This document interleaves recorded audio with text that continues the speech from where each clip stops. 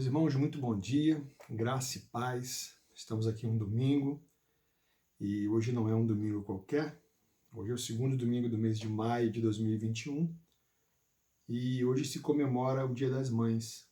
E eu quero iniciar nessa manhã deixando aqui em nome da igreja os meus mais sinceros cumprimentos para você que é mãe, você que faz parte dessa dádiva, recebeu essa dádiva divina, que é poder gerar um filho, gerar uma filha. E eu desejo a você muita alegria, muita felicidade, principalmente nesse dia, não só nesse dia, mas principalmente nesse dia, que é dedicado a essa lembrança, segundo domingo do mês de maio. Que Deus continue te abençoando, que Deus continue renovando as suas forças, porque criar filhos não é nada fácil. Forjar um caráter num filho também não é nada fácil. Isso exige dedicação, isso exige trabalho, isso exige muito amor.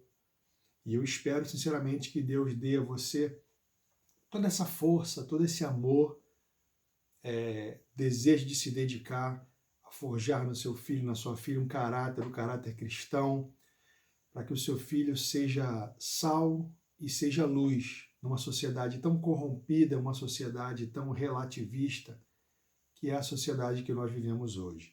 Uma sociedade em que não se pode educar as crianças como se entende que deveria, devido até a algumas restrições legais.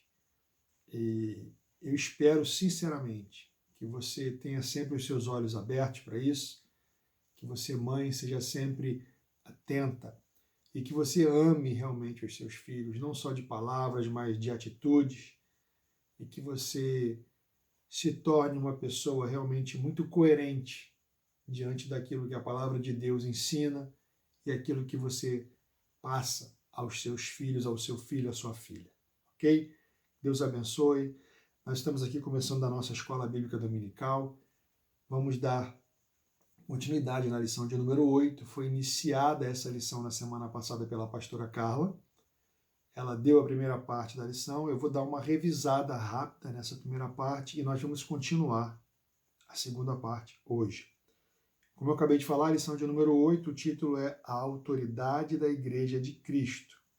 O nosso texto bíblico básico está na carta de Paulo aos Efésios, capítulo 4, versículos de 11 a 14, que diz o seguinte: E ele mesmo deu uns para apóstolos, e outros para profetas, e outros para evangelistas, e outros para pastores e doutores, querendo o aperfeiçoamento dos santos para a obra do ministério, para a edificação do corpo de Cristo, até que todos cheguemos à unidade da fé e ao conhecimento do Filho de Deus, a varão perfeito, à medida da estatura completa de Cristo, para que não sejamos mais meninos inconstantes, levados em roda por todo o vento de doutrina, pelo engano dos homens, que com astúcia enganam fraudulosamente.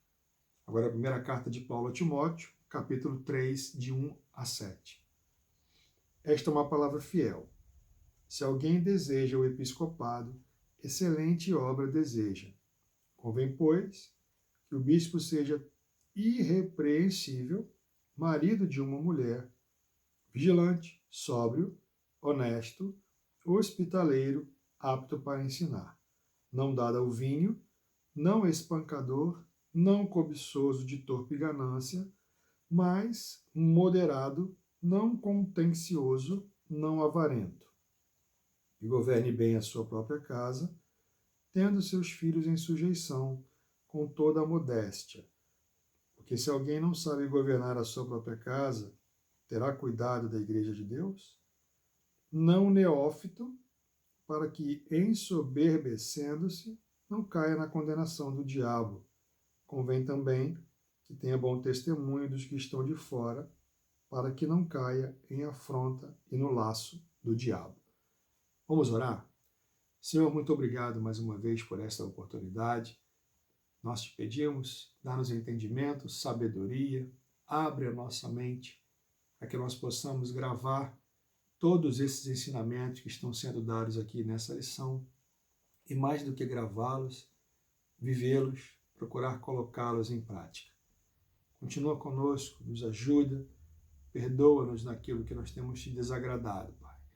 Queremos dar ao Teu Espírito Santo liberdade para atuar em nossos corações a partir desse momento. É o que nós te pedimos e já te agradecemos em nome de Jesus. Esclareci algumas palavras aqui. A palavra contencioso pode ser entendida aqui nesse contexto como briguento, que procura brigas, que procura contendas, que procura disputas. Deixa eu ver se há alguma outra palavra aqui que possa... no versículo 6, neófito, a pastora Carla já explicou isso na semana passada, significa novo na fé, o novo convertido. O texto áureo está em Mateus 16, 18, que diz: pois também eu te digo que tu és Pedro, e sobre esta pedra, Cristo falando dele, esta pedra, edificarei a minha igreja, e as portas do inferno não prevalecerão contra ela. A pastora Carla também explicou na semana passada que a pedra fundamental é Cristo. A pedra não é Pedro, ok? Então, tome muito cuidado. Pode ser que você tenha ouvido já dizer que Pedro é essa pedra fundamental. Essa interpretação bíblica não é correta, ok? A pedra é Cristo. Ele é a pedra fundamental da igreja. Nós podemos dar uma olhadinha lá. A pastora Carla, se não me engano, leu isso na semana passada, já explicou. Primeiro livro de Pedro, capítulo 2. Vamos dar uma olhadinha lá? Primeiro livro de Pedro, capítulo 2, versículos de 4 a 8. Primeiro livro de Pedro 2, 4 a 8. Diz o seguinte. 1 Pedro 2, 4 a 8. Chegando-vos para ele, a pedra que vive, rejeitada, sim, pelos homens, mas para com Deus eleita e preciosa. Também vós mesmos, como pedras que vivem, sois edificados casa espiritual para serdes sacerdócio santo, a fim de oferecerdes sacrifícios espirituais agradáveis a Deus, por intermédio de Jesus Cristo. Veja bem. Pois isso está na Escritura. Eis que ponho em Sião uma pedra angular, eleita e preciosa, e quem nela crê não será de modo algum envergonhado. Para vós outros, portanto, os que credes, é a preciosidade, mas para os descrentes, a pedra que os construtores rejeitaram. Essa veio a ser a principal pedra angular. E pedra de tropeço, e rocha de ofensa. São estes os que tropeçam na palavra, sendo desobedientes para o que também foram postos. Ok? Só para fortalecer o texto. Mais uma vez, os 3 objetivos da nossa lição. Primeiro, conhecer a origem da igreja e a sua autoridade espiritual. Identificar a fonte da autoridade e do poder da igreja. Analisar o papel social e espiritual da igreja nos dias atuais.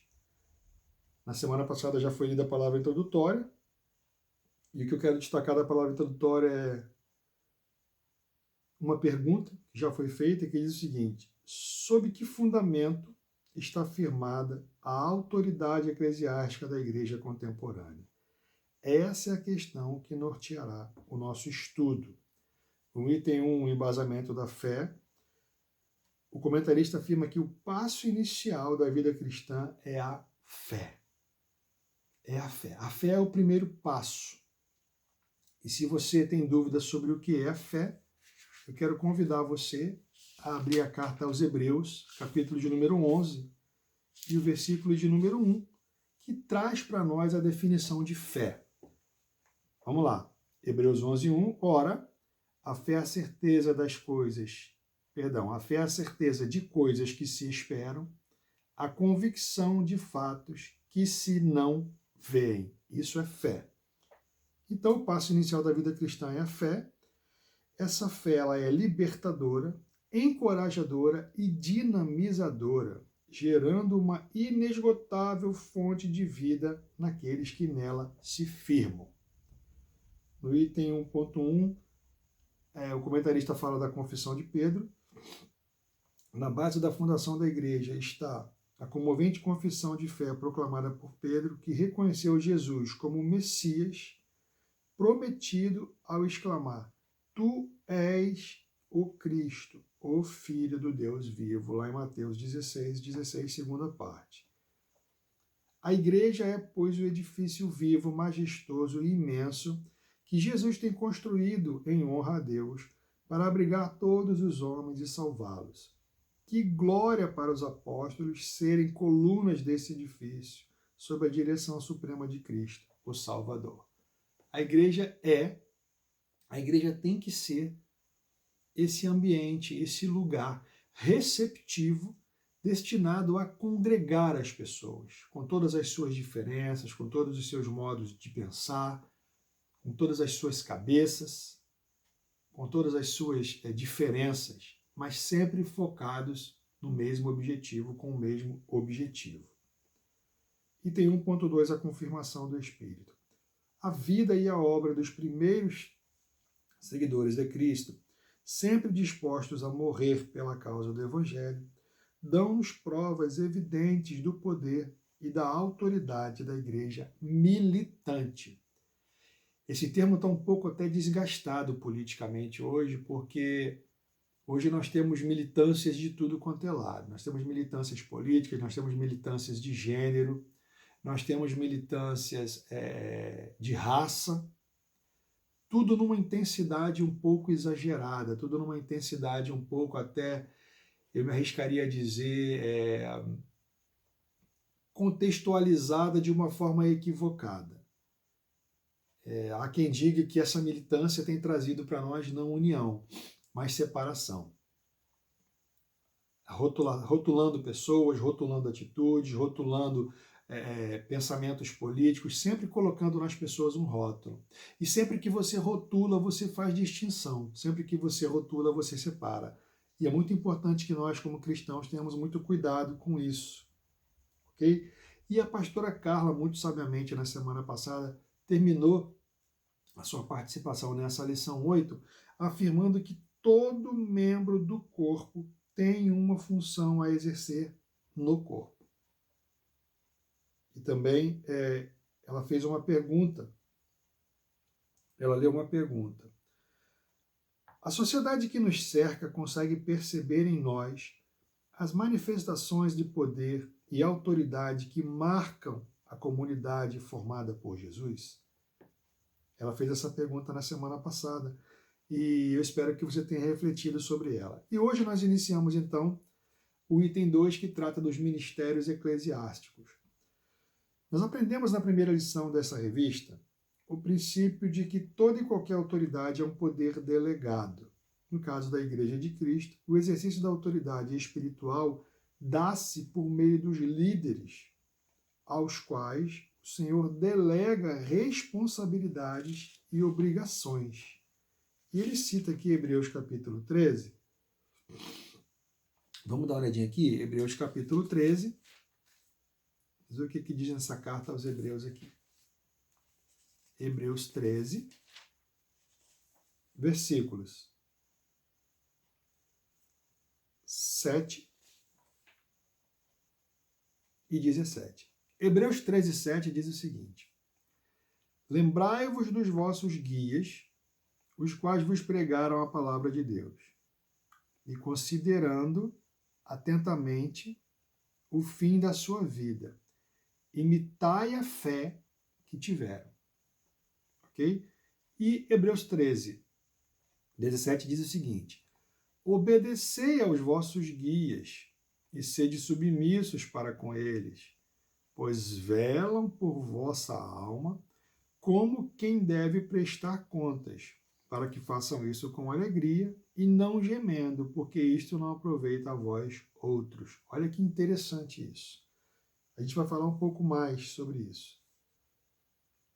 Autoridade apostólica. Dentre todos os seus discípulos, Jesus selecionou 12 para serem seus apóstolos. Posteriormente, Paulo também foi chamado como apóstolo, 1 carta aos Coríntios 15:8, por desígnio do Cristo ressurreto, com quem se encontrara na estrada para Damasco. Esse chamado direto de Jesus determina a fonte divina do poderoso ministério realizado pelos apóstolos. Dessa forma, nós entendemos que Jesus é o doador da autoridade espiritual na vida dos discípulos, aos quais denominou seus apóstolos. Os homens enviados por Jesus para levar a sua mensagem ao mundo e fundar igrejas. Em um sentido lato, ou seja, num sentido amplo, bem amplo, ok? O termo apóstolo pode ser aplicado para todo e qualquer cristão, pois todos somos enviados por Jesus ao mundo com a mensagem da salvação para anunciá-lo às pessoas. O apostolado foi sempre acompanhado por grande sofrimento, muitos sinais e extraordinários milagres. Não bastasse as aflições externas, alguns falsos mestres na igreja de Corinto também duvidaram da autoridade paulina. Por isso, na segunda carta que escreveu aos Coríntios, Paulo defendeu inúmeras vezes a legitimidade de seu apostolado. É isso que o autor está explicando aqui. Que hoje, em resumo, todos nós podemos ser considerados apóstolos, porque trazemos a mensagem do Evangelho. É óbvio, não posso me comparar, me sentir, nem você exatamente o apóstolo, porque eu acredito que nós não passamos uma parcela significativa do sofrimento, das dificuldades que esses homens sofreram lá no início. Lá na caminhada inicial, enquanto eu posso dizer que o Evangelho estava dando seus primeiros passos. Nada se compara. Não tinha uma Bíblia na mão como nós temos hoje, não tinham as facilidades de deslocamento, de comunicação. Nós estamos aqui usando um meio de comunicação incrível. Você pode estar aí em qualquer lugar que tem um sinal de internet, com esse aparelhinho na mão, na palma da sua mão, e assistindo e ouvindo, me vendo, me ouvindo. Algo que há 50 anos atrás era inimaginável. Só existia nos desenhos, nos filmes de ficção científica. E hoje você fala e vê uma pessoa ao vivo pela palma da sua mão. 2.1.1 O caráter doutrinário da igreja. A principal forma de expressão da autoridade apostólica para a igreja primitiva foi a ministração do evangelho para a obediência a Cristo pela fé. Os primeiros cristãos aprenderam a viver de acordo com o sistema doutrinário que Jesus ensinou. Além disso, vemos a imposição de mãos e a defesa da verdade. 2.1.2 A liderança da igreja. A autoridade de Deus sobre os apóstolos para liderar a igreja pode ser facilmente percebida no relato de Atos 15, que narra o concílio dos apóstolos reunido em Jerusalém para discutir e definir uma importante questão doutrinária, a qual influenciara a própria identidade cristã. Trata-se da tentativa de impor a necessidade da circuncisão aos novos convertidos para serem salvos e assim aceitos na comunidade cristã. Então aqui nós temos referência ao primeiro concílio da igreja. E foi para tratar essa questão da circuncisão. Devem os novos convertidos, os gentios, aqueles que não são judeus, serem circuncidados para que sejam salvos? Então a preocupação aqui era que se colocasse uma marca na carne, relembrando aquela aliança que Cristo tinha feito, que Deus, tinha feito com os judeus, de circuncidar a criança. Ali, se não me engano, no 4º dia ou 5º dia, não lembro bem agora, que o menino nascia. Então surgiu essa discussão. E o que acontece? Pedro argumenta que insistir na circuncisão dos gentios seria o mesmo que pôr um jugo pesado sobre eles. E até hoje, irmãos, é algo que nos tem marcado na caminhada cristã. Às vezes há a preocupação de alguns que seja feita uma marca, que haja uma marca externa, que o cristão precisa sim externar pura e simplesmente no visual, ou na sua roupa, ou na forma como usa o seu cabelo, o fato de ser cristão. Eu não estou dizendo que não deve ser assim, o que eu estou dizendo é que não pode ser exclusivamente assim. É muito importante que o coração seja circuncidado, seja purificado. Que o coração seja preparado. Isso aqui é importante. E o comentarista continua.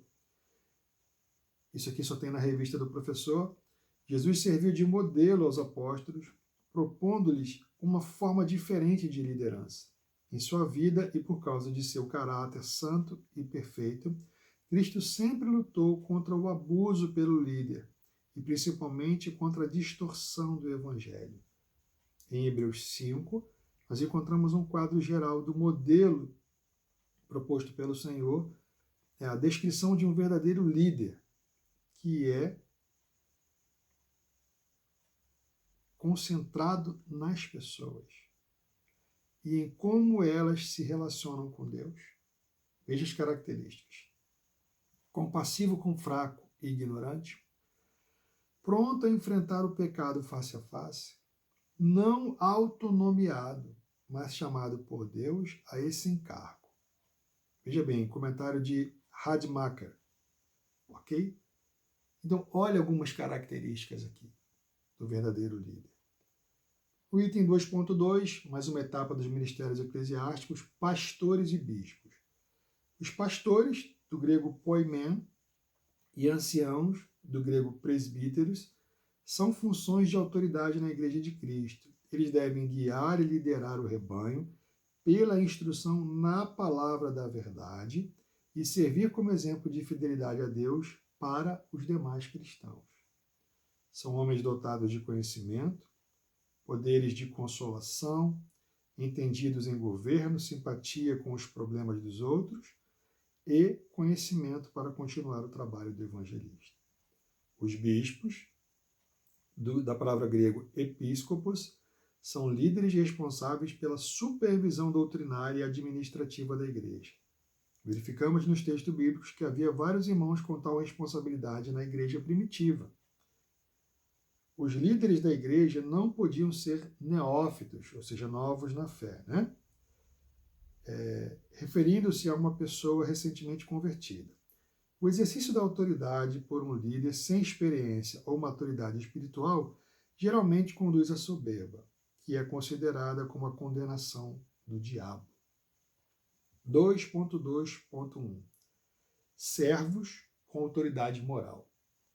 O Senhor escolhe homens e mulheres para pastorear o rebanho de Cristo, mas tais pessoas precisam ser servos de grande autoridade moral, cuja conduta cristã seja madura e consistente, a fim de que não sejam acusados de algum erro grave.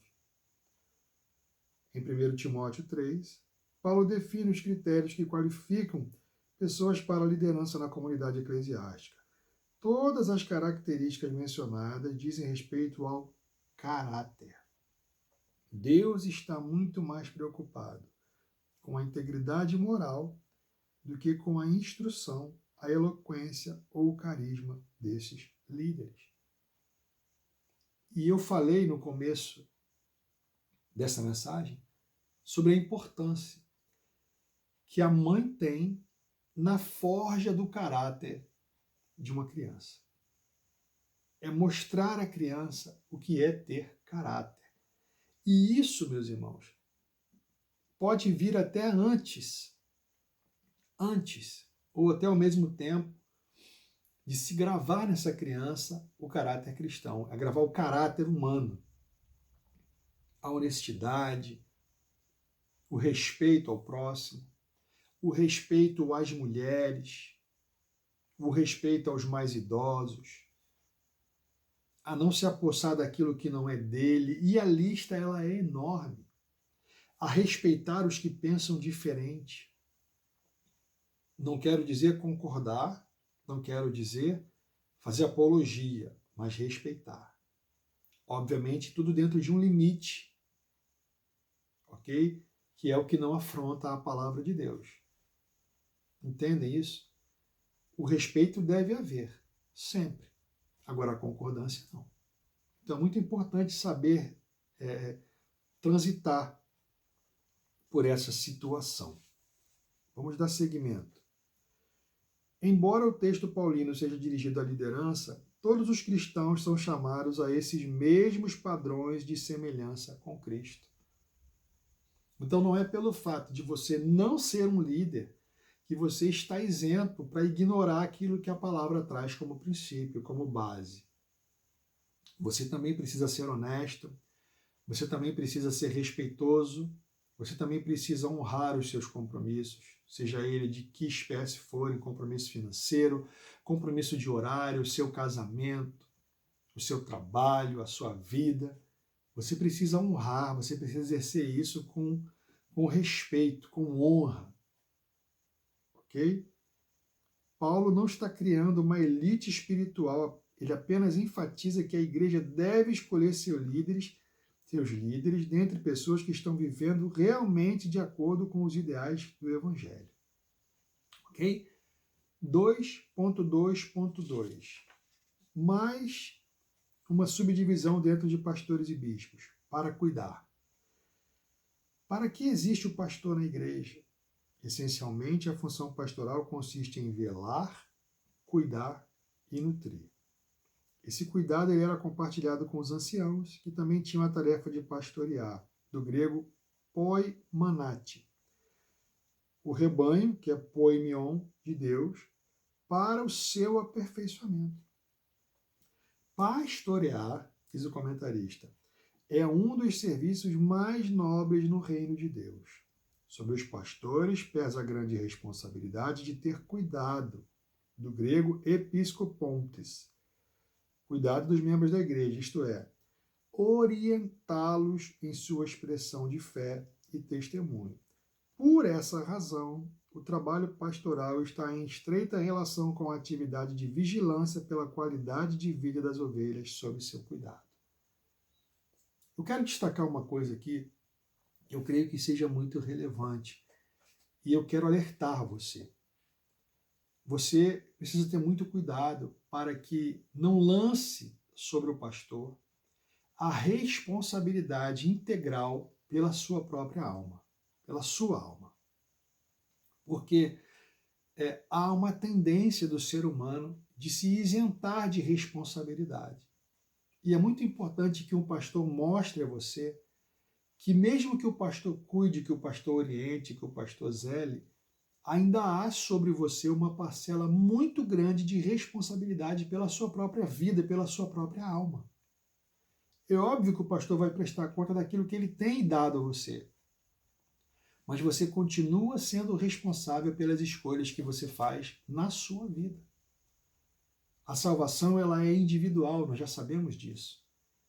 Então, não vai se chamar, no seu momento de partida, o seu pastor como se chama num colégio o responsável por um aluno que não está indo bem. Não vai acontecer isso. Você é responsável. Você nunca vai poder dizer, mas o pastor falou isso, mas a pastora... Não, você é responsável.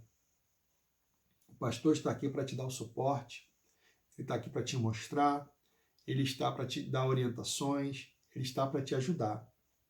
Mas a decisão, as escolhas, elas têm que ser tomadas por você. Então não use isso, não use esse fato como um fato que legitime você a transferir a sua responsabilidade. Você não pode fazer isso. Você continua sendo responsável pela sua alma. Então tome muito cuidado. Às vezes eu já vi casos de pessoas que querem transferir para a responsabilidade do pastor a escolha final de um noivo, de um namorado, de um marido, ou de que faculdade eu devo cursar, o que eu devo fazer, entende?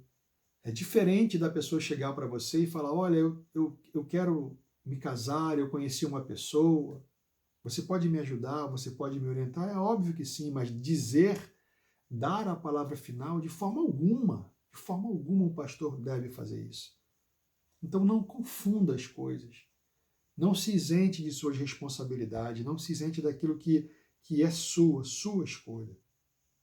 No exercício da autoridade pastoral, muitas vezes haverá necessidade de corrigir e exortar a igreja, conduzindo-a a permanecer pura, em submissão à ordenação de Deus. O objetivo dessa disciplina é conduzir o pecador ao arrependimento, reconquistar ou restaurar o irmão que pecou e promover o desejo sincero de mudar. É aqui que o líder vai entrar. Puxar a ovelha para a responsabilidade, puxar a igreja para aquilo que ela deve fazer de correto, orientar, restaurar, não destruir, não enxotar, não colocar para fora, não maltratar. Não é isso. Fiquem atentos. Mais uma subdivisão, profetas e evangelistas. O profeta ele é um arauto de Deus, pois proclama as mensagens proferidas do Senhor à igreja. A ação profética é movida pelo Espírito Santo e possui como finalidade guardar o povo da corrupção, exortar os crentes, entre outras referências. A profecia ela visa exortar, ela visa consolar e ela visa confortar. É para isso que serve a profecia. Então nós não podemos diminuí-la, não podemos extingui-la. É muito importante que nós estejamos muito conectados com Deus, para que o Senhor venha falar conosco das mais diversas maneiras que Ele pode usar. Ok? O evangelista é o cristão que recebeu de Deus a missão de exortar pela pregação. No Novo Testamento, essa atividade está intimamente ligada à missão evangelizadora entre os judeus e os gentios e aparece em subordinação aos apóstolos. Esses obreiros, eles iam de lugar em lugar, estabelecendo novas congregações locais, conduzindo os homens à fé em Cristo. E o item 2.4, por fim, doutores e mestres. Dentre as atividades da liderança eclesiástica, a educação cristã ganha proeminência, ou seja, ela se destaca. O ensino da palavra de Deus, portanto, é imprescindível para o crescimento e amadurecimento da Igreja de Cristo. Por meio dos mestres e doutores, Deus doutrina, corrige, disciplina e repreende sua amada Igreja. Sob a tutela da autoridade e poder do Espírito, o ensino deve nutrir os cristãos, preparando-os para frutificar, fortalecendo-os para não serem enganados pelas falsas doutrinas. Se você conhece o que é correto, você vai distinguir aquilo que não é correto. É lógico, mas não é tão simples assim. Já falamos algumas vezes. Quando você quer tirar uma medida, você precisa pegar um gabarito. O gabarito é a fita métrica. Então, você vai fazer a medida de determinada coisa com base na fita métrica. E com a palavra de Deus não é diferente. Se você não tem a palavra de Deus como referência, como a sua, entre aspas, fita métrica, como é que você vai comparar se alguma coisa está de acordo ou não com a palavra de Deus? Então é muito importante que você conheça, você saiba usar a palavra de Deus como uma fita métrica, a comparar as coisas com ela para ver se adequam ou não à vontade de Deus. E isso deve servir para tudo na nossa vida. Tudo, tudo. Tudo que você for fazer, tudo que você for falar, tudo que você for adquirir, tudo que você for se desfazer, deve estar sempre pautado nessa medida.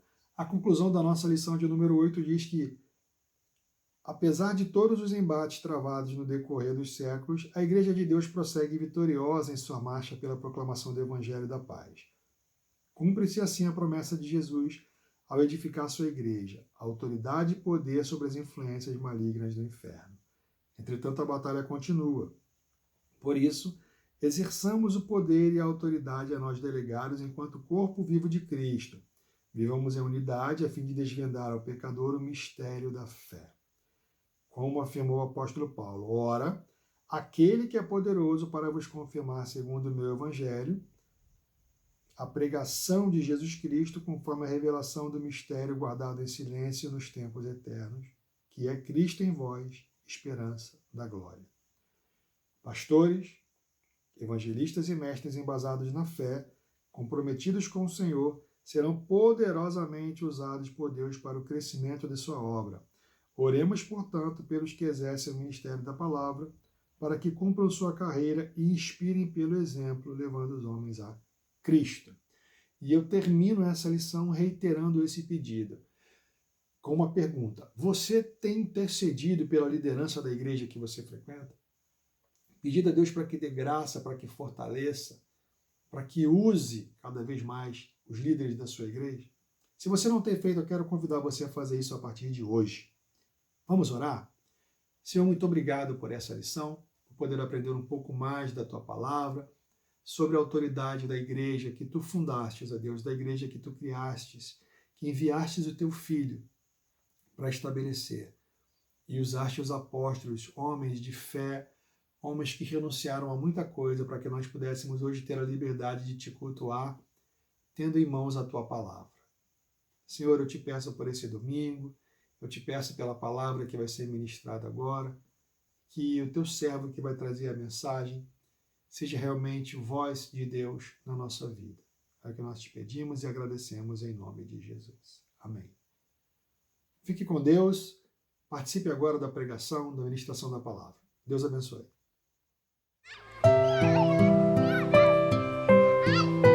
Eu ainda quase nem existia, mas já sabia o que era ser amado. Me sentia protegido, tocado, abraçado. E a cada dia, todos esses sentimentos pareciam aumentar ainda mais. Com o tempo eu fui crescendo, até chegar o dia de conhecer quem cuidava de mim com tanto carinho. Mamãe. A primeira palavra que eu aprendi a falar. E sem dúvida, a mais bonita de todas. Nunca vou esquecer aquele seu sorriso quando eu cheguei ao mundo. Você era tão jovem e tão bela que logo me encantei. Ali eu já sabia, eu tenho a melhor mãe do mundo. Hoje, eu quero sentir de novo aquela proteção, aquele colo e aquele carinho que só você é capaz de demonstrar. Eu sei, em todos esses anos, fui responsável por mudar sua rotina, seu humor, criei algumas preocupações e talvez até algumas rugas. Mas nada que tenha tirado a sua beleza. Aliás, ela parece ser infinita. Cheguei assim meio de repente, do nada, sem pedir licença. E por isso, peço que me desculpe. Mas você era guerreira. Lutou para me dar sempre o melhor. Arregaçou as mangas para não deixar faltar nada. Era incansável, corajosa, forte e, acima de tudo, mãe. Quantas vezes eu já desapontei você? Quantas vezes fiz manha, birra, ou tentei vencer pelo choro? Me lembro de uma época onde nada era o suficiente para me agradar. Queria sempre mais. Coisa de aborrecente. Mas você nunca desistiu de mim. Pelo contrário, sempre estava lá, me dando conselhos, orientando e às vezes até brigando, claro, tudo pelo meu bem. Por isso, mais do que homenagear, eu gostaria de pedir desculpa. Desculpa por não ter lhe ouvido. Desculpa por ser arrogante. Desculpa por ter sido imprudente. E desculpa por nem sempre conseguir expressar esse grande amor que sinto por você. Hoje e por toda a minha vida, vou lutar e vou pedir para que você possa sempre ter o melhor que a vida oferece. Assim, da mesma forma e com a mesma garra que você fez por mim a vida toda. E não porque mãe só existe uma, e sim porque amor de mãe é único. Graça e paz, povo de Deus. Bom dia. Tenha um ótimo dia. Bom dia. Parabéns para você, mamãe, porque hoje é comemorado o seu dia. E quando eu falo mamãe, pode ser biológica, adotiva, de coração, espiritual. Todas as mamães. Que o seu dia seja lindo e especial, assim como você é para o seu Pai, para o Senhor. Abra sua Bíblia, por gentileza, e agora é todo mundo. Salmo 1 ou Salmo 1.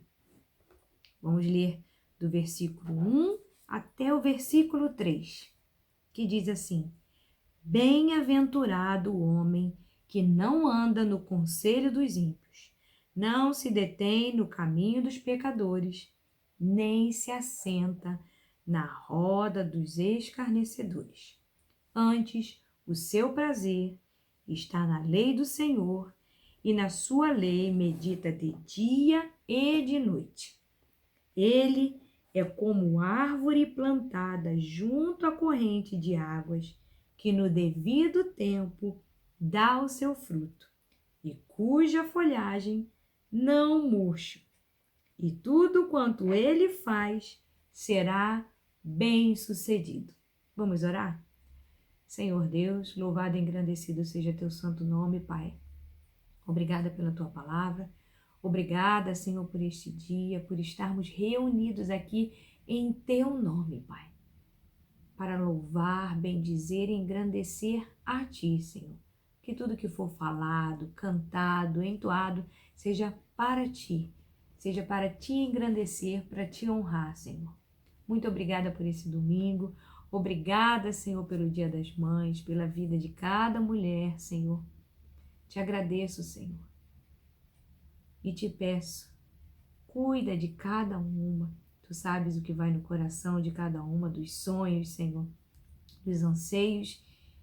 E te peço, Senhor, que se cumpra na vida de cada mãe e de cada pai também, de cada um aqui, Senhor, a tua vontade, o teu propósito, Pai. Ajuda-nos, Senhor, a vivermos a tua palavra e a sermos bênção um na vida do outro, para a honra e glória do teu santo nome. É o que eu te peço e te agradeço, em nome de Jesus. Amém e amém. Aqui na minha Bíblia diz assim: o resultado deste tipo de vida quer dizer a vitalidade como a de uma árvore, a estabilidade sendo firmemente plantado, a produtividade simboliza pelo fruto da árvore e a prosperidade em todos os seus atos. Ou seja, que possamos estar enraizados, que possamos ser estáveis, para que possamos ter vida e bons frutos. E isso vai gerar em todos os nossos atos, em todas as nossas atitudes, nossas palavras, que possamos ser essa árvore plantada junto à corrente de águas, que no devido tempo, ou seja, no tempo certo de cada um, dará o seu fruto, e cuja folhagem não murcha, e tudo quanto ele faz será bem-sucedido. Que Deus abençoe a sua vida, o seu lar, que essa vitalidade, essa estabilidade, essa produtividade e essa prosperidade se façam presente na sua vida, no seu lar e em tudo que você fizer, para a honra e glória do nome do Senhor, porque é tudo por Ele, é tudo para Ele e é tudo com Ele, porque Ele é digno de toda honra, de toda glória e de todo louvor. E mais uma vez, parabéns para você, mamãe. Que Deus te abençoe grandemente neste dia especial que foi separado para comemorar o Dia das Mães. Vamos orar mais uma vez, entregando ao Senhor o nosso culto, nosso louvor e a nossa adoração. Senhor, te entregamos agora, Pai, tudo que vamos fazer aqui, Pai, para que seu nome seja louvado, glorificado, Deus. Muito, muito obrigada, Senhor, por tudo que o Senhor tem feito na minha vida e na vida de cada irmão, de cada irmã, Senhor. Te louvamos, Pai, e te agradecemos por esse dia, Senhor, e pelo Senhor ter nos guardado até aqui. Pai, te peço pela vida de cada irmão, de cada irmã, continua guardando, abençoando, usando conforme a tua vontade, e que tenhamos um domingo, Pai, debaixo da tua mão poderosa, Muito, muito, muito obrigada, Senhor. Muito obrigada pelo teu cuidado, pelo teu amor. Não por merecimento, Pai, porque não merecemos nada, mas graças à tua infinita misericórdia e teu amor. Te louvamos e te bendizemos, porque tu és maravilhoso.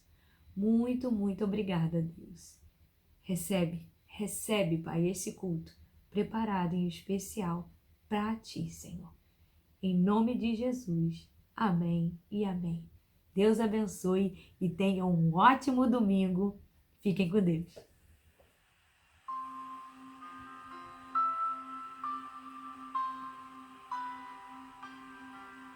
Nos braços do Pai é o melhor lugar que podemos estar.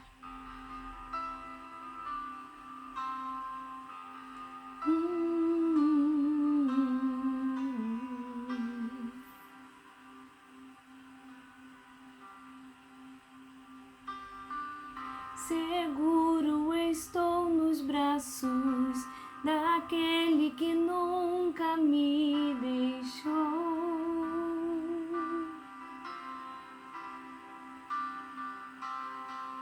Seu amor perfeito sempre esteve repousado em mim. E se eu passar pelo vale, acharei conforto em teu amor, pois eu sei que és aquele que me guarda.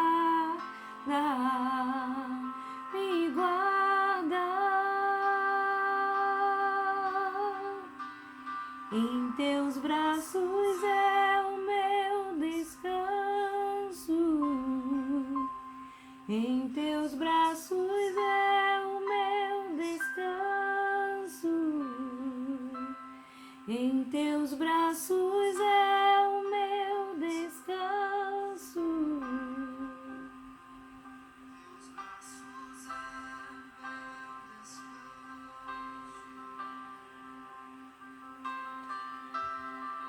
Seguro estou nos braços daquele que nunca me deixou.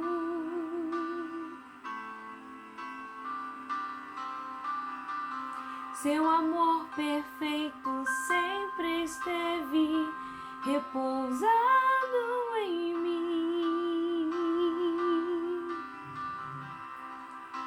E se eu passar pelo vale, acharei conforto em teu amor, pois eu sei que és aquele que me guarda, me guarda.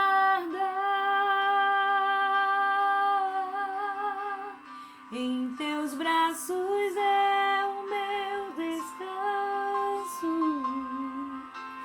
Em teus braços é o meu descanso. Em teus braços é o meu descanso. Em teus braços é o meu descanso. Se eu passar pelo vale, acharei conforto em teu amor. Por quê? Porque é nos braços do Pai que é o nosso descanso. E recaímos na graça, recaímos nas mãos do Senhor. Descansa. Descansa nos braços do Pai.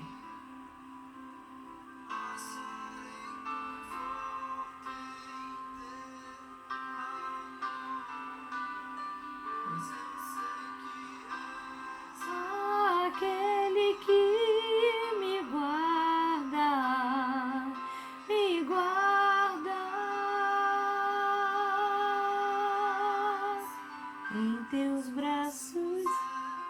nos braços do Pai amado, amado. Descanse nos braços dele. Vamos louvar ao Senhor? Ele está aqui.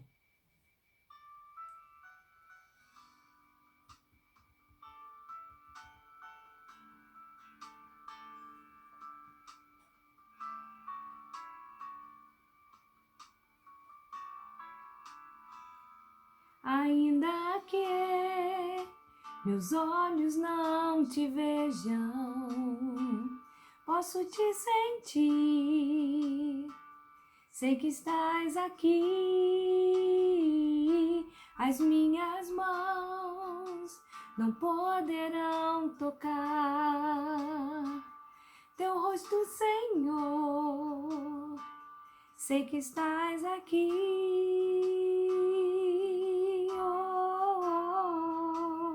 Meu coração pode sentir tua presença. Estás aqui, estás aqui. Posso sentir tua grandeza. Estás aqui, estás aqui. Meu coração pode olhar tua beleza. Estás aqui, posso sentir teu grande amor. Estás aqui, estás aqui. Ainda que meus olhos não te vejam, posso te sentir. Sei que estás aqui. As minhas mãos não poderão tocar teu rosto, Senhor. Sei que estás aqui.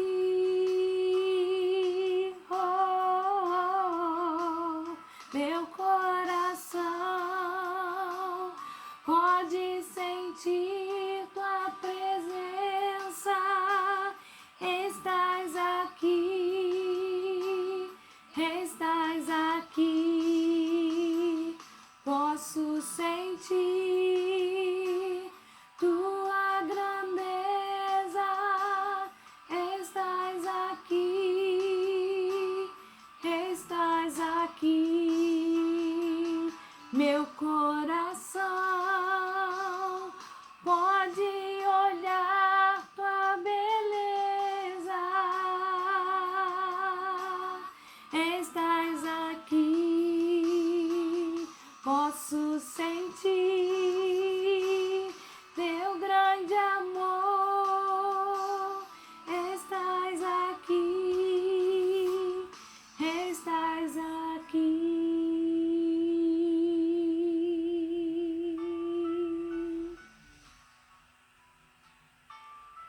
Louvado seja teu nome, Senhor, porque Ele está aqui.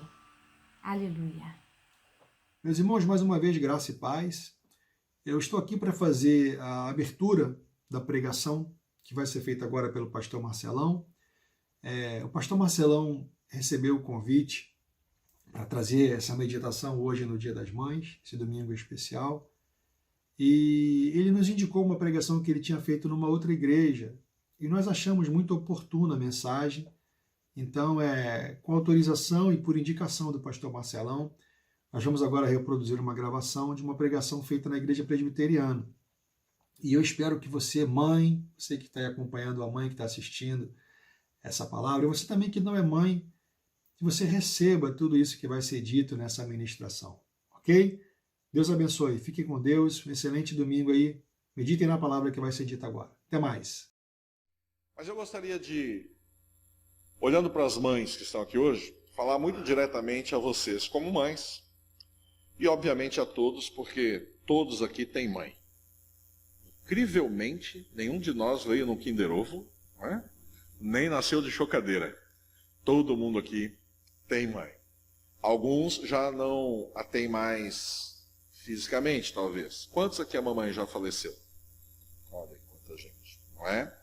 Então é uma saudade, é uma memória.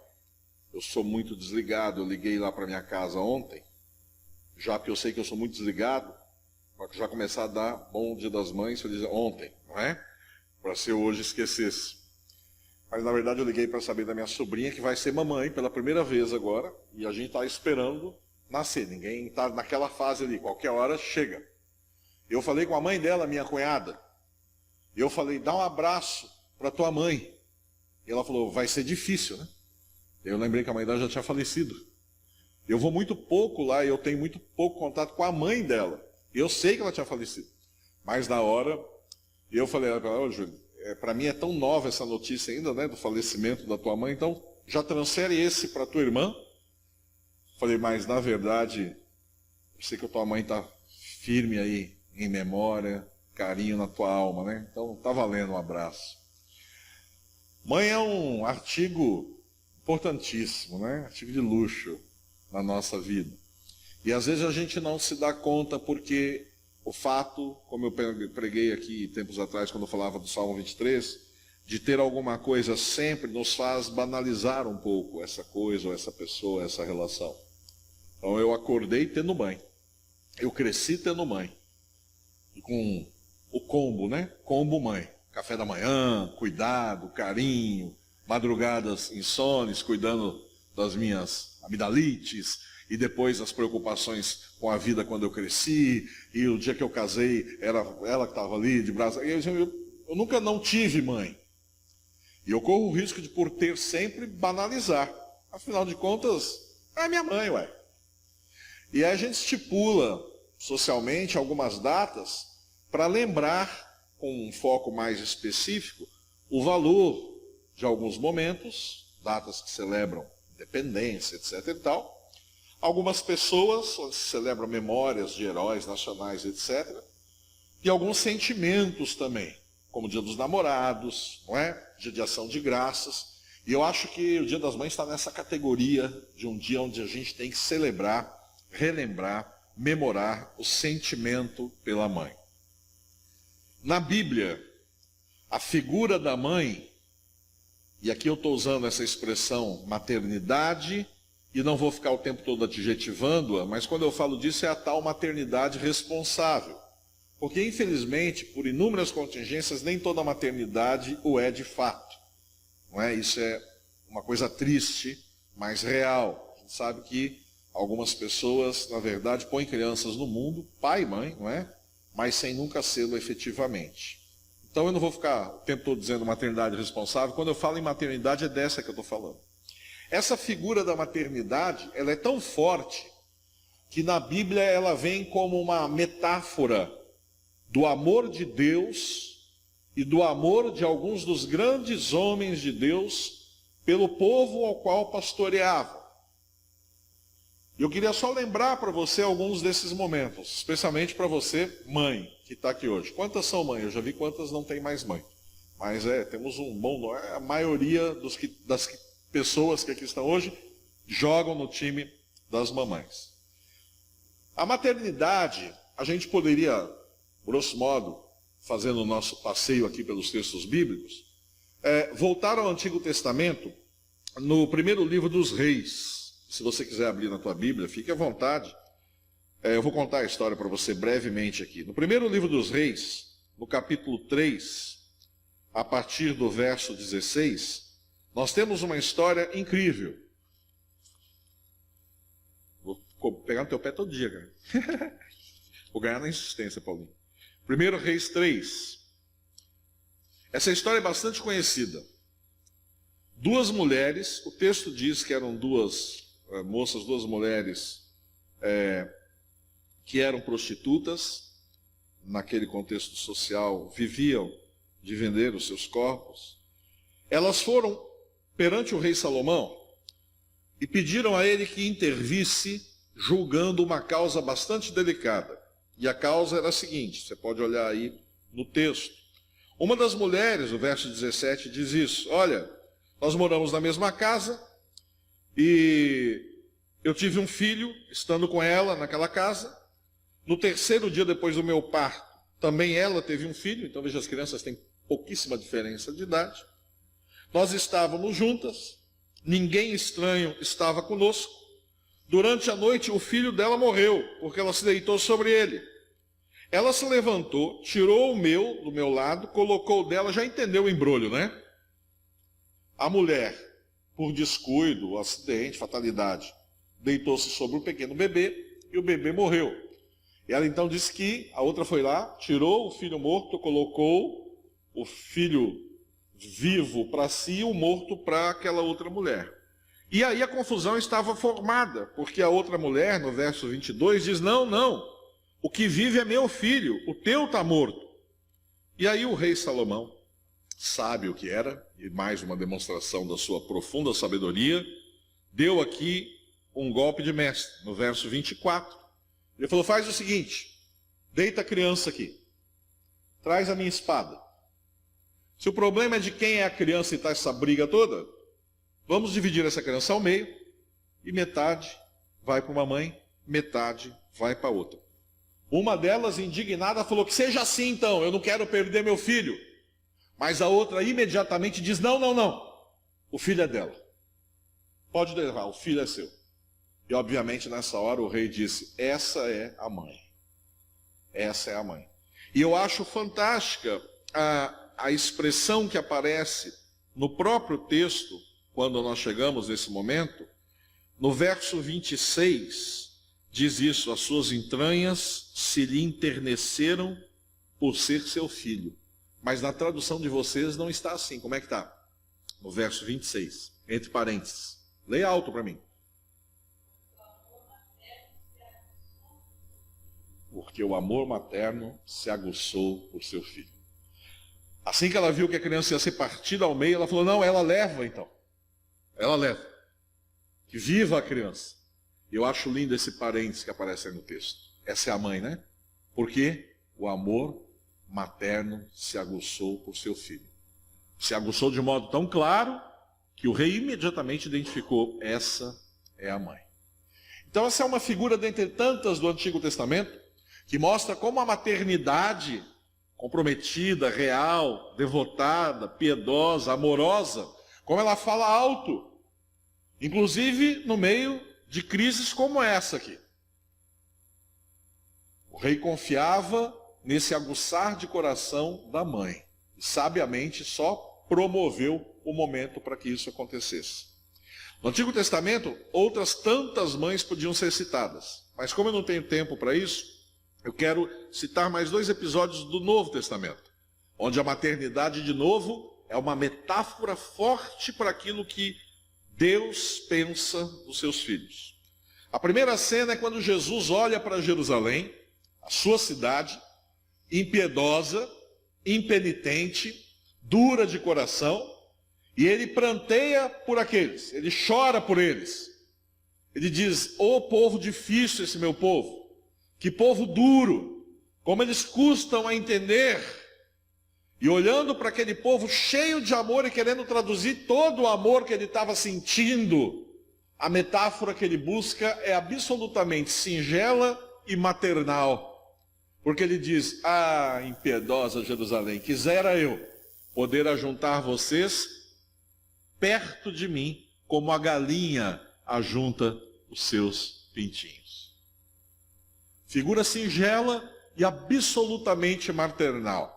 Eu não sei quantos de vocês conviveram aqui em ambiente rural, e esse ambiente rural tinha galinhas. Eu fiz agropecuária, e eu vivia todo dia, ou eu estava com os porcos, ou com os coelhos, ou com as galinhas, ou fazendo curva de nível, no trator, etc. e tal. E eu achava fantástica a galinha. Porque, veja, eu não sou pequeno, nem um pouco, não é? Eu sou grande. E um dia eu fui lá mexer numa galinha, porque eu queria transferir ela de lugar, justamente ela e os pintinhos. E eu não encontrei uma galinha. Ela se transformou num tanque de guerra. Quando eu cheguei, ela abriu a asa, deu aquela juntada na penteada aqui atrás, me olhou e falou, vem que tem.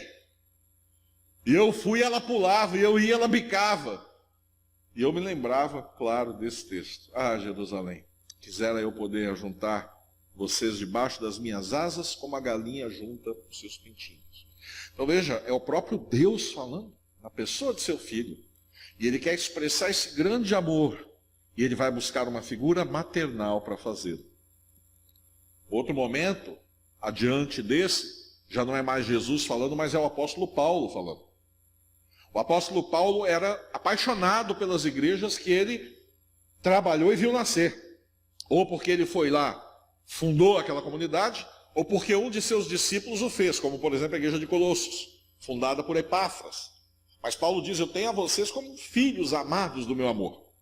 E Paulo falando a um desses grupos, e dizendo para eles o quanto eles eram importantes para ele, como ele se doía por eles. Ele usa a palavra eu luto em oração, e o verbo grego do Novo Testamento, agonizon, da onde vem a nossa expressão agonia. Eu agonizo por vocês em oração. Ele diz, eu tenho para com vocês dores como dores de parto. Ou seja, machaiada, nós não temos sinônimos para essas coisas. Nós temos que buscar nesse universo da maternidade. Eu acho que nada expressa mais o amor de Deus do que o amor de mãe. É fantástico o amor das mães. Elas perseveram, elas perdoam, elas orientam, elas conjugam firmeza e ternura. Isso não parece muito com o amor de Deus revelado para nós na Bíblia? Pelo menos para mim parece muito. E as mães têm essa coisa de serem movidas pelo amor a tal ponto que às vezes a gente vê, ou já passamos por isso, vemos na própria família, no nosso pequeno mundo aqui, ou na TV, mães que fazem loucuras literalmente para salvar um filho. Eu me lembro que outro dia eu vi uma cena dessas, de uma mulher que se quebrou toda, literalmente, né, da cintura para cima, foi costela, foi clavícula, para salvar o filho na enchente. E aí a repórter fez aquela pergunta de repórter, né? Uma pergunta toda. Você não teve medo? Não, claro, eu faço isso toda hora, pular na enchente, a água me leva, vem carro por cima, eu tiro de letra. É óbvio que, num primeiro momento, ela podia ter ficado paralisada pelo medo. Mas a repórter, quando perguntou, você não teve medo? Ela só olhou e falou, mas era o meu filho. E vendo aquela matéria, na hora eu me lembrei do texto de 1 João. O perfeito amor lança fora todo o medo. A repórter estava fazendo a pergunta errada. Porque ela estava achando que o contrário de medo era coragem. E o contrário de medo não é coragem. O contrário de medo é o perfeito amor. Não foi por coragem que aquela mulher pulou. Por coragem, eu tenho certeza que ela não pularia. Foi por perfeito amor.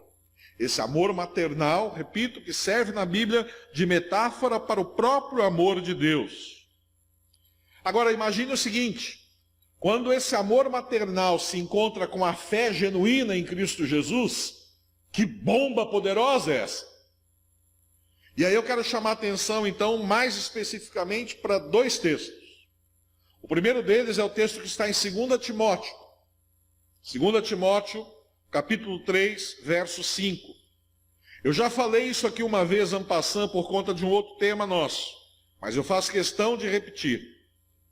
O que nós temos nesse texto, nessa que é a última carta do apóstolo Paulo, é aquilo que chamamos o canto do cisne, o último dos escritos. Não é? É o último momento de Paulo na terra antes de ser martirizado. E agora ele escreve ao jovem Timóteo, que vai assumir parte do seu ministério.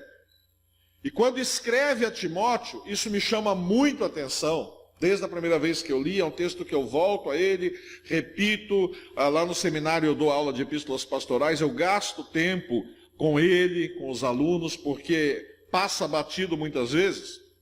Quando Paulo precisa passar o seu bastão como uma corrida de revezamento, ele precisa passar para alguém em quem ele possa confiar. E ele escolhe algumas pessoas, Tito é uma delas. Lucas vai ter função junto a Paulo também. Marcos também.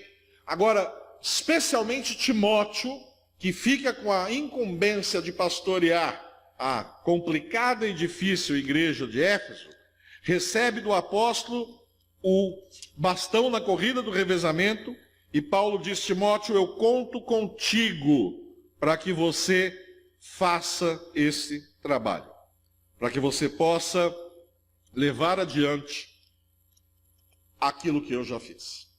E aí a pergunta é, tá bom, quando Paulo foi escolher, 2 Timóteo 1,5, tá? Eu falei, se eu não me engano, eu falei 3,5. Quando Paulo foi escolher quem vai assumir no meu lugar, ele saiu procurando os currículos, não é? Estudou aonde esse cara aí?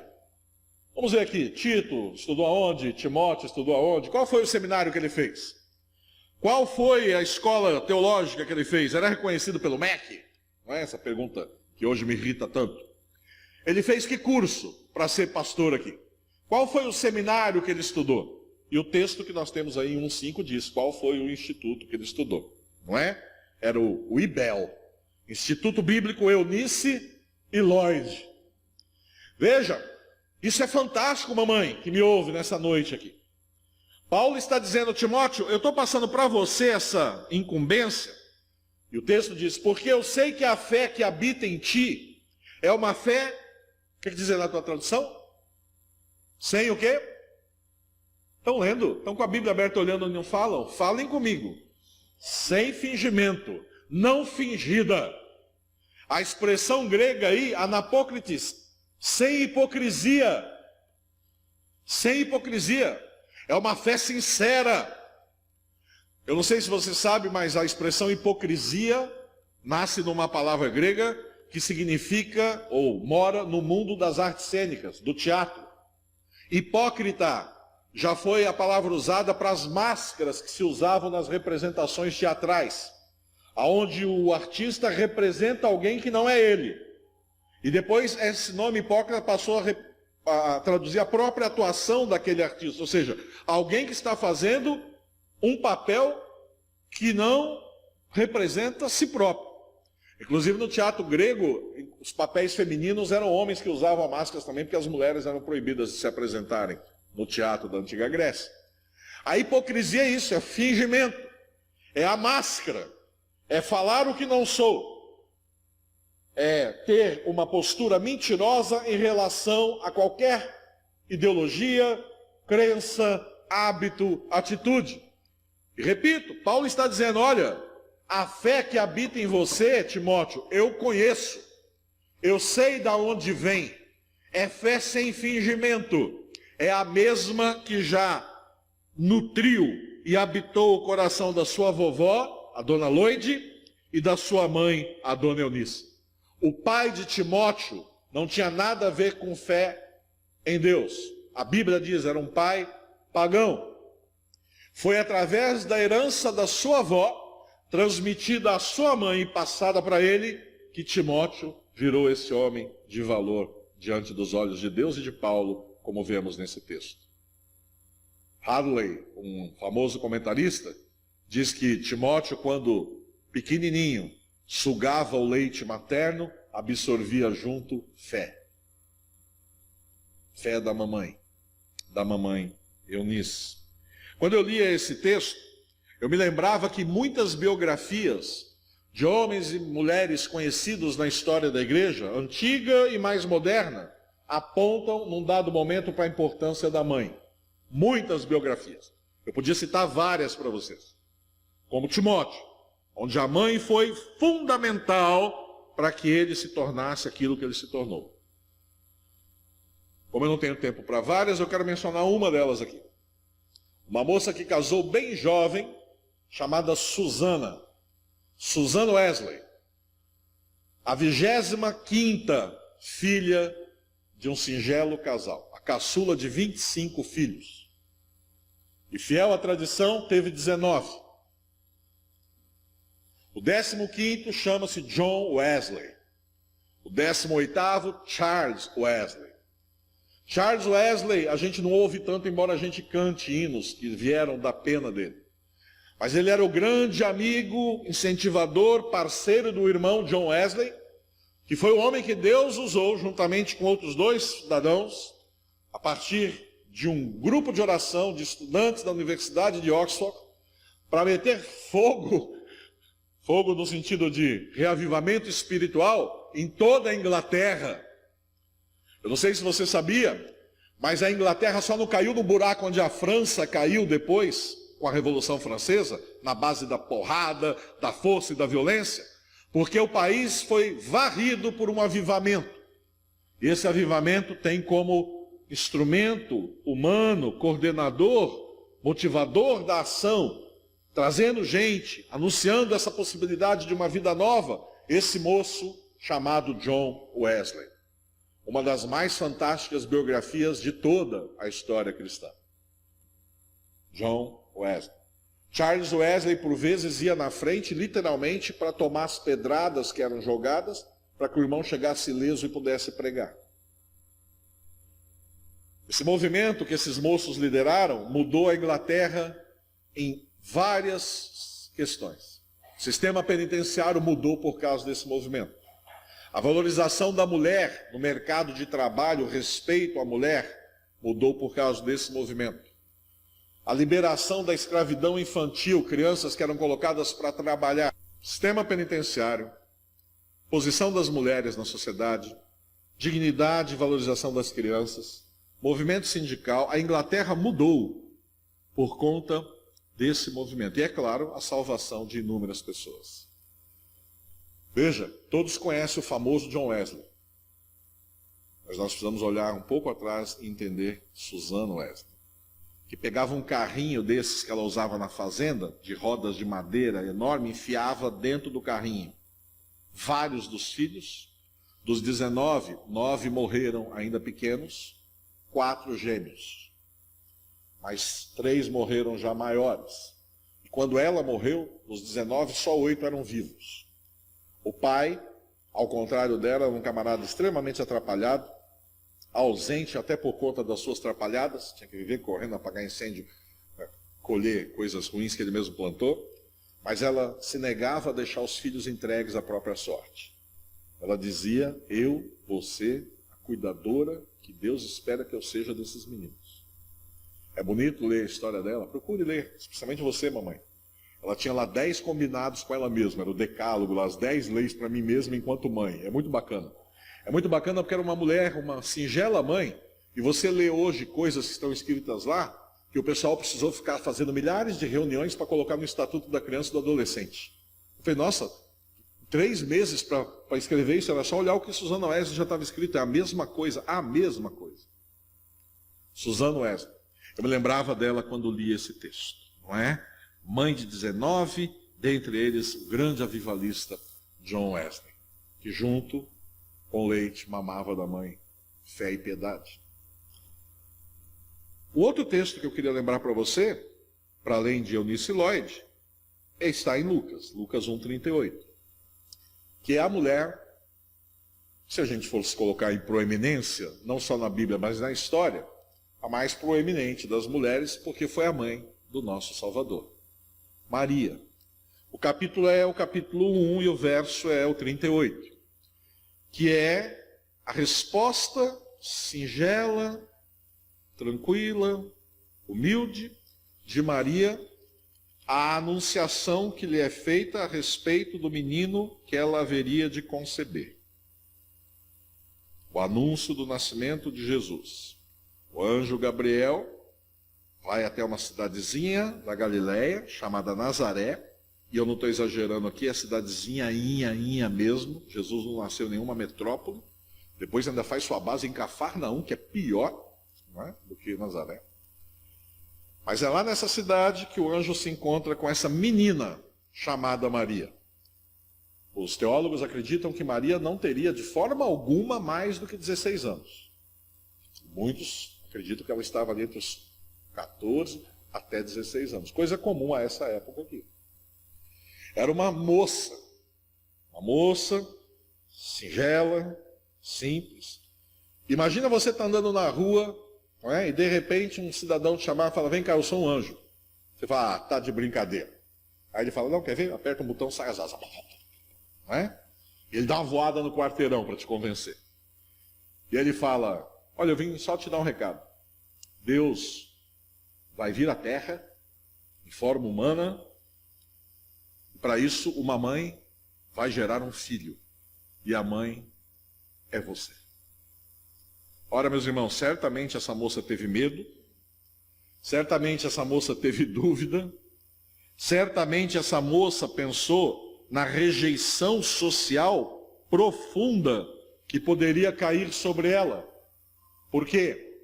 Porque ela não era casada ainda com o pai terreno de Jesus, José.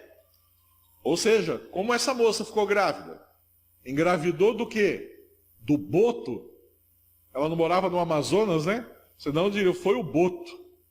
Imagina a pressão sobre os ombros dessa menina. Mas, de novo, o perfeito amor lança fora todo medo. É como se Deus falasse, e eu acho que não é só como, Deus falou ao coração de Maria de uma forma muito especial.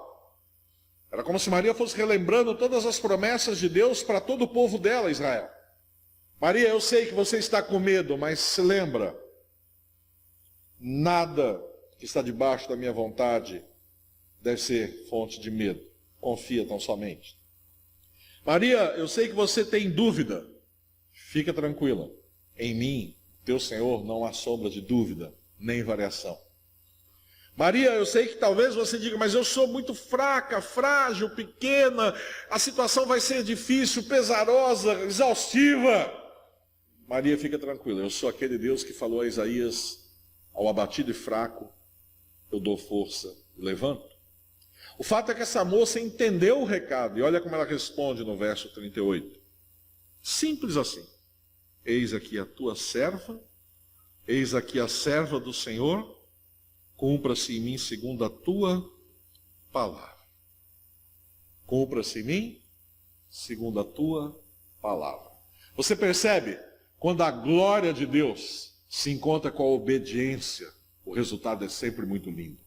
No caso aqui, a glória de Deus se encontrou com a menina obediente. O resultado foi Jesus de Nazaré vindo à terra.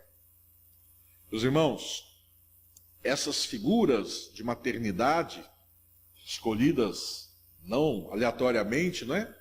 Pelos autores da Bíblia, pelo próprio Deus supervisionando o processo, servem para motivar as mães, vocês, mães modernas. A primeiro lugar, agradecerem por essa exaustiva função que é ser mãe. Absolutamente exaustivo. Emocionalmente desafiadora. Muito desafiadora. Agora, há algumas mães que ainda têm uma outra luta, além do que é comum para qualquer mãe em todo tempo e lugar. Que são mães que já abraçaram a fé em Cristo Jesus, sabem que isso é a coisa que faz diferença na vida de alguém. Diplomas não fazem, dinheiro não faz, posse não faz, e isso não é chororê de pobre. Eu tenho diploma, posse, e quero repetir, isso não faz ninguém feliz. Outro dia alguém me falou, puxa, eu fui em Jurerê e fiquei espantado com aquelas casas que tem lá. E era alguém íntimo, eu falei, rapaz, eu de vez em quando faço umas visitas pastorais lá, e é tão triste, porque às vezes tudo que tem lá é só uma casa. Naquele lugar que eu fui, não tem lar. Não tem lar, é só casa. Engenheiros e arquitetos fizeram. Mas as pessoas que estão lá dentro não vivem a realidade chamada lar. Não é isso. Então a mãe que já entendeu isso, mas que vem dos seus filhos longe do caminho de Deus, longe do caminho da fé, ela tem um desafio ainda extra, que é essa preocupação, que é essa dor, que é essa aflição de que os filhos se percebam, não é? No caminho. E digo, puxa, o que eu estou fazendo com a minha vida? E entregue-se também a Cristo. E a gente tem que respeitar muito essa situação e orar uns pelos outros, não é? Mães umas pelas outras, crendo que Deus é suficientemente poderoso para alcançar seu filho e sua filha se ele ainda está longe dos caminhos de Cristo. Nós conhecemos aqui no Brasil, em vários lugares e no mundo todo, um trabalho de recuperação de jovens dependentes químicos, dependentes de droga, chamado Desafio Jovem, Young Challenger. Esse negócio todo começou há muito tempo atrás, esse especificamente, nos Estados Unidos, com um pastor chamado David Wilkerson. Talvez alguns de vocês já tenham ou lido ou assistido o filme que conta essa história, chamado Foge, Nick, Foge, um dos filmes, e o outro que conta a história ainda mais no seu começo, chamado A Cruz e o Punhal. Esse é um livro tão interessante, é um testemunho tão lindo, que embora eu conviva, por força até do que faço, com os textos dos grandes teólogos, Karl Barth, Bultmann, uns caras que eu fico lendo 3 dias, não entendo uma página deles, volta e meia eu pego esse meu livrinho de novo, chamado A Cruz e o Punhal, e leio de capa a capa. Porque eu sei quem foi David Wilkerson, eu sei que aquela história toda é verdadeira. Agora, por que eu estou citando David Wilkerson? Porque a família dos Wilkersons também é uma família grande. Grande. Vários irmãos. Quase uma dezena. Todos eles, orientados pelo papai e pela mamãe, firmes, caminhando na fé cristã, com exceção de um deles, que por conta de uma paixão mal resolvida, por conta de uma frustração amorosa, saiu da fé, e pior, saiu de si mesmo, saiu da vida. E ele já estava literalmente caído nas sarjetas do Brooklyn, lá nos Estados Unidos, jogado, sendo lambido por cachorro de manhã e movido por droga o dia todo. Viciado em heroína, a droga daquele tempo, uma droga de difícil recuperação, aplicada diretamente na veia e com sequelas quase que incuráveis, uma droga terrível. A abstinência da heroína dá de uma coceira medonha que você se esfrega literalmente na parede para coçar, até delírios os mais mirabolantes que você possa imaginar. E esse camarada estava lá jogado assim há anos, há mais de 14 anos. A família não sabia sequer se ele estava vivo ou morto. Seus irmãos, repito, todos pastores, todos envolvidos no ministério Desafio Jovem. Claro, oravam por ele. Mas alguns deles depois viriam a confessar que já, por vezes, nem oravam mais, entendendo que ele já deve ter partido dessa vida. Aí voltavam, oravam de novo, mas a vida corrida. Agora, tinha uma pessoa que orava todo dia por aquele infeliz. Todo dia. A mãe dele. E era um ritual. Ela fazia tudo o que ela tinha que fazer, super envolvida na igreja dela, as Assembleias de Deus nos Estados Unidos. E antes de ir para a cama, ela tirava 1 hora toda noite, além das outras orações que fazia, mas 1 hora para orar só por aquele filho. 14 anos, toda noite, sem falhar uma noite. Os irmãos tinham pena de vê-lo assim às vezes, os irmãos do sumido, do pródigo. Mãe, tá, descansa, tá bom, Deus já ouviu. Não, fica tranquilo, me deixa aqui, porque ele vai voltar. Ele vai voltar, ele vai voltar, ele vai voltar. Eu acho que só ela acreditava, naquela altura do campeonato. E aí, na igreja deles, famosíssima lá nos Estados Unidos, não é? Sensacional trabalho social, numa noite onde o assunto era justamente alcançar dependentes, drogados, prostitutas, enfim, todo mundo que está ali nos quarteirões do ralo. O irmão dele, o mais famoso dos irmãos, estava lá pregando, David Wilkerson. Fez uma pregação, como ele sempre fazia, cheia do Espírito Santo, profético, contundente, direto. Um homem fantástico, David Wilkerson, um dos melhores líderes cristãos que eu vi em toda a minha caminhada. E naquela noite, quando ele fez o apelo, no meio de centenas, literalmente, de pessoas que vieram à frente, centenas de pessoas, até porque o cara está bêbado, drogado, quer aceitar Jesus? Eu aceito Jesus, eu aceito cachorro-quente, eu aceito engove, não é? Ele vai. Mas eles tentavam, oravam, levavam para uma sala ao lado. Você não quer vir para o nosso programa de recuperação? O fato é que naquela noite, dentre as centenas de pessoas que foram, foi um Zé lá no meio. E quando ele foi, o David Wilkerson conta que lá do púlpito, ele via a mãe, pequenininha, baixinha, seu coquezinho, acenando assim, efusiva, alguma coisa estava acontecendo. Ele falou, será que minha mãe está tendo um treco? E ele chamou o irmão e falou, tem algum com a mãe lá. O irmão dele saiu e foi para... Mas a mãe não se conteve. E a mãe gritava e ele não ouvia. E as pessoas foram ouvindo o grito da mãe e foram fazendo menos barulho. E de repente começava a se perceber o que ela gritava. Ela gritava, é ele! É ele! É ele! E o David, centeno, ele quem? O irmão dele estava na frente dele, exatamente na frente dele. Mas ele estava tão desgraçadamente detonado pela droga, pela sarjeta, pelo pecado, pela distância de Deus, que o irmão não o reconhecia. Ele estava na minha frente. Ele passou pela minha mãe e ela reconheceu e dizia, é ele, é ele, é ele. Eles se abraçaram, choraram, o fato é esse. Agora, o bonito, ele é pastor lá hoje, um dos diretores do Desafio Jovem, mas o bonito é quando o David Wilkerson perguntou para ela, no meio daquele, depois, mãe, como é que a senhora sabia que era ele? Ela falou, pelo jeito de andar. Ele balança o ombro desse jeito e imitou o jeito que ele andava. Só mãe sabe isso.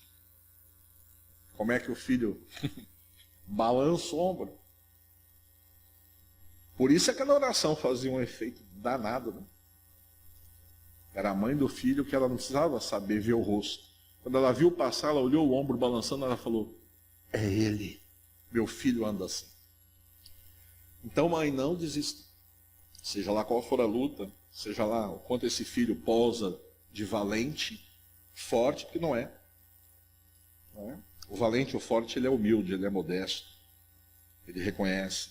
E se ele for valente, forte e sábio, ele entrega a vida a Cristo.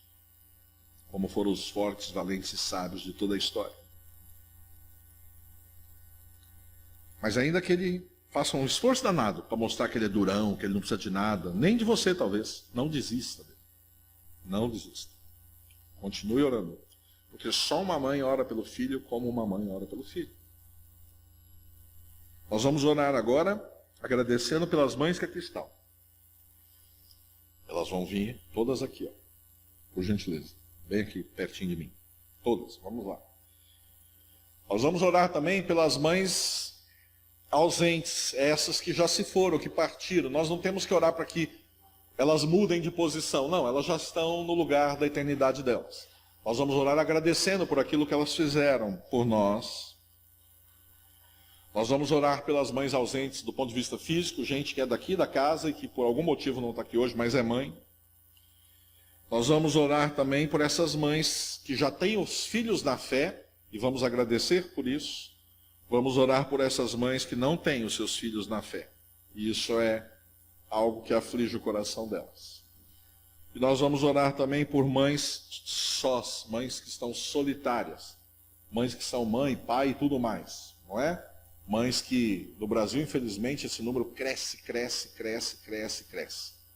Mulheres aguentam tranco, assumem os filhos, enquanto homens, muitas vezes, iludidos por qualquer bobagem dessa vida, se vão. Há um contingente enorme de mulheres sozinhas. Leonardo Boff, no seu livro Pai Nosso, ele diz, é até difícil falar de orar Pai Nosso numa sociedade sem pai como a nossa. Vou pedir aos irmãos que se levantem, estendam suas mãos aqui como gesto simbólico, abençoando essas irmãs. E quero repetir, mãe, lembre-se dessas mulheres. Lloyd, Eunice, impacto delas na vida de Timóteo, a ponto de Paulo dizer para ele, o que eu te escolho é porque eu sei que aí dentro do teu coração mora a mesma fé que habitou tua avó e tua mãe. Esse é o teu diploma. Maria, mãe do Salvador, eis aqui, Senhor, a tua serva, faça em mim a tua vontade. Absoluta obediência, submissão. Pai, nós te agradecemos nessa noite por essas mães que aqui estão.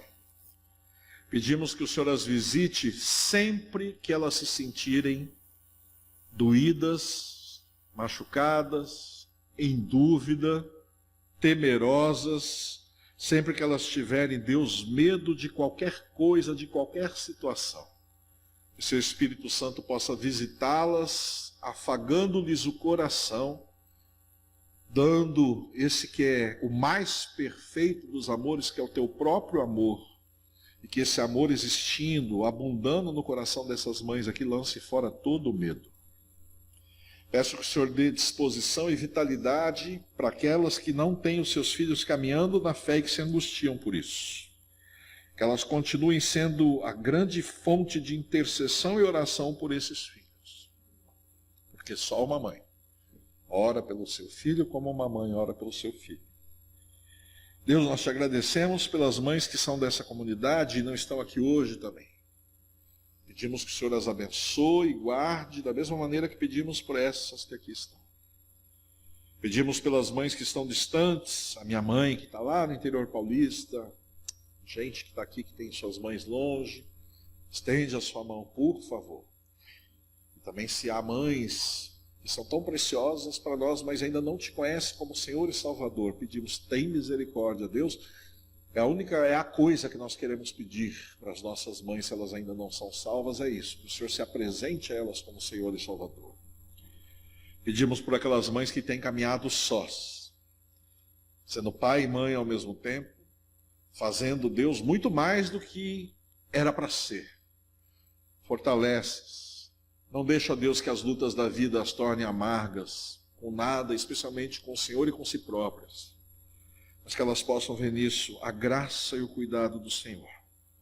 Eu lembro da Susana Wesley, tão abandonada por aquele marido, imbecil que era, mas tão acompanhada constantemente pelo seu carinho e o seu amor.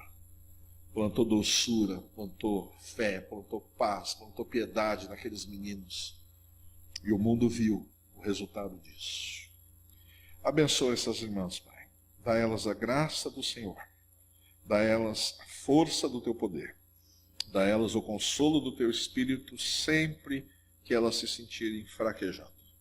Obrigado por essas mães e te agradecemos por último pelas mães que já se foram, mas que deixaram na vida dos seus filhos e filhas legados importantes de caráter, de integridade, de decência e de fé. Em nome de Cristo nós oramos, crendo que o Senhor há de nos ouvir pelo amor maternal com que o Senhor tem por nós. Em nome de Jesus. Amém. Amém. Parabéns, mamãe. Salve de palmas aí para as nossas mães, não é? Obrigado, pode se sentar. Deus abençoe, boa semana. Todo dia é dia das mães, tá bom? Não é só hoje não.